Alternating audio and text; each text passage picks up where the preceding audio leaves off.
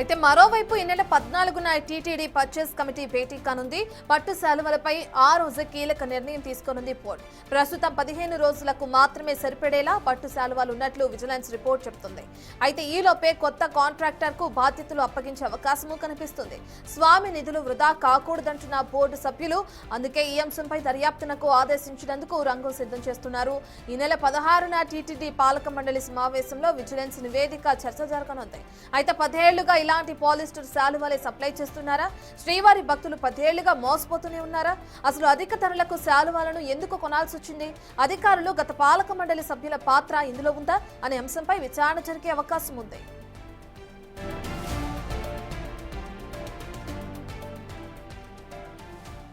పూర్తి డీటెయిల్స్ మా ప్రతినిధి మణికుమార్ అందిస్తారు. రైట్ మణికుమార్, మనం చూస్తున్నాం ఏదైతే పట్టు వస్త్రాలకి బదులు పాలిస్టర్ కి సంబంధించిన సిల్క్ ని అక్కడ సప్లై చేస్తున్నారు. గత ప్రభుత్వ హయాం నుంచే ఇది కొనసాగుతూ వస్తుంది. ఇప్పుడు మేము దాన్ని గుర్తించామని పాలక మండలి సభ్యులు ఏదైతే వాళ్ళు గుర్తించి దానికి తెరపైకి తీసుకురావటం, ఇప్పుడు ఏదైతే సప్లై జరుగుతుందో వాటిని నిలిపివేసిన తీరును కూడా చూస్తున్నాం. ఇప్పుడు మరి నెక్స్ట్ జరగబోయే సమావేశంలో ఇటువంటి నిర్ణయాలు తీసుకుంటారనుకోవచ్చు. పాలక మండలి సభ్యులందరూ కూడా నెల 14న భేటీ అయ్యే అవకాశం ఉంది కదా, అందులో భాగంగా తీసుకునే నిర్ణయాలు ఏ విధంగా ఉండే అవకాశం ఉండొచ్చు అంటారు?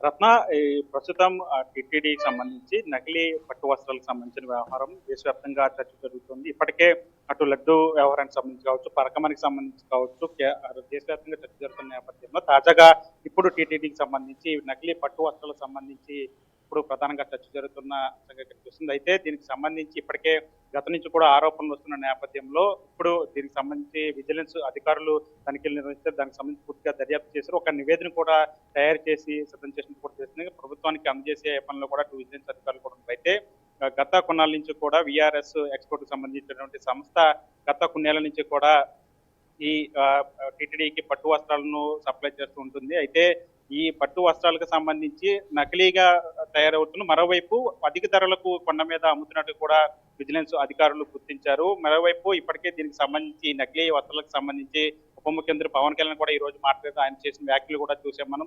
మరోవైపు ఎవరైతే టిటిడి బోర్డు సభ్యులు ఎవరైతే జ్యోతుల నెహ్రూ, ఆయన కూడా స్వయంగా ఈ పట్టు వస్త్రాలను కొనుగోలు చేశారు.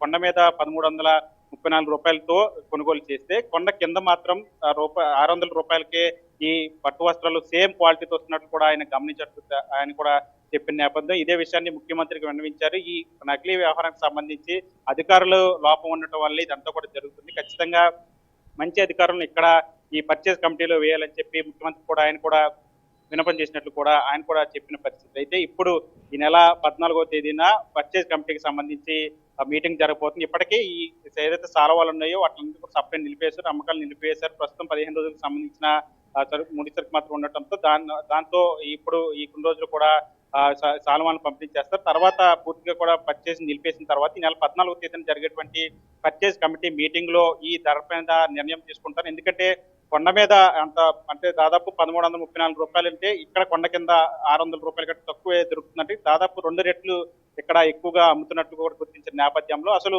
నిజంగా ఈ పట్టు వస్త్రాలకు సంబంధించి ఇందులో పట్టు ఎంత ఉంది, అటు సిల్క్ కు సంబంధించినటువంటి నమూనాలు ఎంతవరకు ఉన్నాయి, అదే మరోవైపు ఈ ప్లాస్టిక్ సంబంధించినటువంటి ఎస్ మణికుమార్, మీరు చెప్తున్నారు విజిలెన్స్ నివేదిక ఆధారంగా ఏదైతే జరగబోయే సమావేశంలో కూడా కీలక నిర్ణయాలు తీసుకునే అవకాశం ఉంది టీటీడీ బోర్డు సభ్యులు.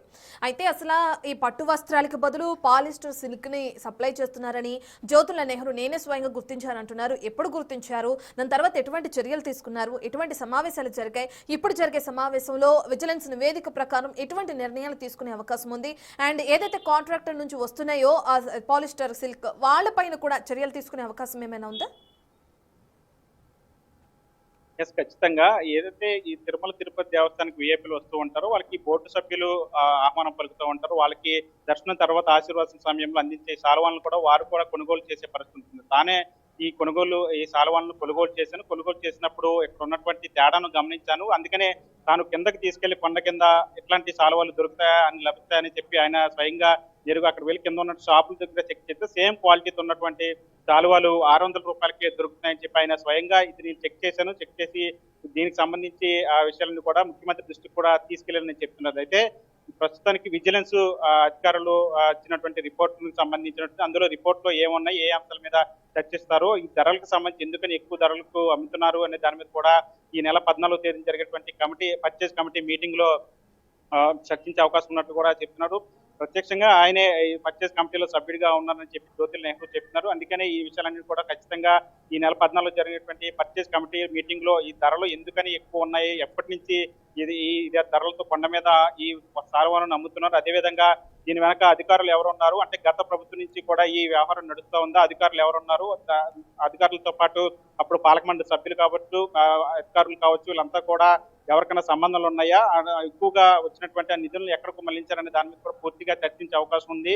ఈ పర్చేస్ కమిటీలో చర్చించిన తర్వాత ఈ నెల 16వ తేదీన బోర్డు సమావేశం, పాలక మండలి బోర్డు సమావేశం కూడా జరుగుతుందని చెప్పారు ఆయన. దీంతో ఈ 14వ తారీఖు చేసినటువంటి చర్చ అంటే విజిలెన్స్ నివేదికకు సంబంధించినటువంటి ఇచ్చినటువంటి రిపోర్ట్ లో ఉన్న అంశాల మీద చర్చించి, అదేవిధంగా ధరల మీద కూడా చర్చించి, దీని మీద వీటన్నిటి మీద కూడా పాలక మండలిలో చర్చించే అవకాశం ఉన్నట్టు కూడా తెలుస్తుంది. చర్చించిన తర్వాత ప్రభుత్వానికి కూడా వీళ్ళంతా కూడా ఒక విన్నపాన్ని అందించే అవకాశం కూడా ఉంటుంది తెలుస్తుంది. ప్రభుత్వం కూడా దీని మీద చర్యలు తీసుకుంటుందని చెప్తున్నారు ఆయన. మరోవైపు పాలక మండలి కూడా దీనికి సంబంధించి అంటే సాధారణంగా 600 రూపాయలకి దొరుకుతున్నప్పుడు ఎందుకని ఇంత సొమ్ము, దేవుని సొమ్ము వృధా అవుతుందని ఆయన మాట్లాడిన పరిస్థితి. ఖచ్చితంగా ఏదైతే బయట ధరలకు ఎక్కడైతే దొరుకుతున్నాయో అదే సాల్వాలను అవసరమైతే అంతకన్నా తక్కువ ధరలకు సాల్వాలను తీసుకొస్తాం తప్ప ఎక్కువ ధరలకు అమ్మే పరిస్థితి ఉండదు. ఖచ్చితంగా ఈ వ్యవస్థ అంతా కూడా రక్షణలు చేస్తాం, మంచి అధికారులను పెట్టి ఇక్కడ ఏం జరుగుతుంది అనేది కూడా పూర్తిగా ఈ వ్యవహారం అంతా కూడా బయటకు తీస్తామని చెప్తున్నారు. ఎప్పటి నుంచి ఈ వ్యవహారం జరుగుతూ ఉంది అంటే అధికారులు ఎవరెవరు ఉన్నారు, గత ప్రభుత్వంలో కూడా జరిగిందా, గతంలో ఉన్నటువంటి పాలక మండలి సభ్యులు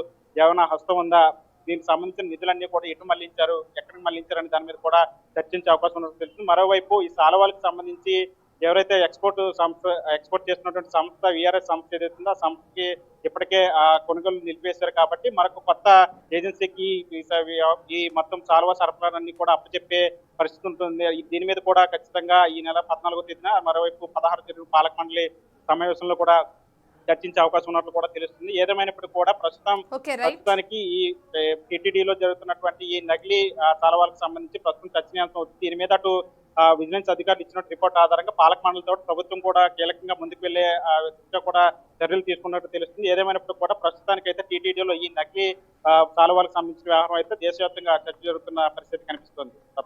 రైట్, థ్యాంక్ యూ మణికుమార్. ఇక 600 ఉండాల్సిన పట్టు శాలువాని 1300 చిల్లర్కి ఎందుకు అమ్మాల్సి వచ్చింది? అయితే ప్యూర్ పట్టు కూడా కాదు, అందులో పాలిస్టర్ సిల్క్ కలిసిందని చెప్పి కూడా పాలక మండలి సభ్యులు ఏవైతే మేమే స్వయంగా గుర్తించామని కూడా వాళ్ళు తెలియజేస్తున్నారు. మరి దీనంతటికి సంబంధించి ప్రభుత్వం నుండి ఎటువంటి చర్యలు ఉన్నాయి, దానికి మనం వేచి చూడాలి.